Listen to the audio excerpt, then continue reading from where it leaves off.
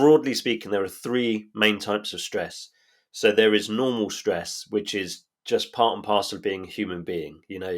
You get up in the morning, you get yourself ready. If you've got kids at home like I have, get your kids ready. You commute to your job, you do your job, you come home in the evening.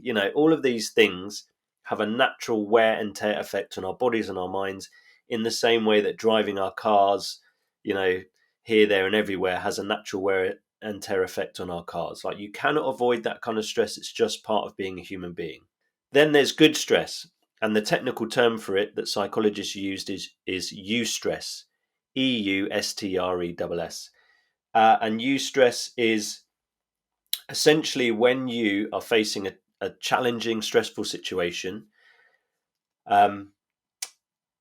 but you have the inner and outer resources to rise to the challenge, to kind of meet it.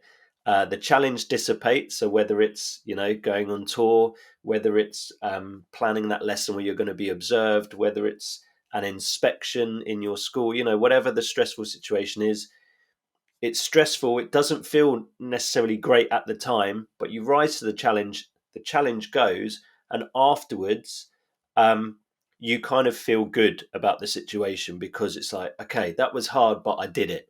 We've done it as a team, or I've done it individually, and it changes your self-concept. So actually you start to realize that you're stronger and more competent than you first thought. And that is really good for your well-being. In fact, the more we experience eustress, the higher our levels of well-being tend to be. Normal stress, good stress, and then there is like bad stress, which is sometimes called toxic stress or chronic stress. And essentially, one definition, there's no agreed one definition, but one definition of toxic stress or chronic stress is being stressed for prolonged periods of time without giving your mind and body the chance to rest and recover. And this is, I think, the key. It's not the stress itself that does the damage. It's the fact that often we don't carve out time to rest and recover from those stressful periods. So teaching is stressful for long periods of time. However, if you learn how to regularly carve out periods of rest and recovery during the day, in the evening, on your weekends, you can cope with those challenges and that stress.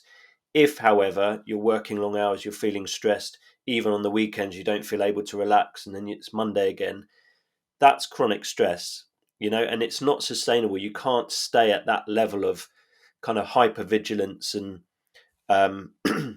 stress for too long without stuff unraveling.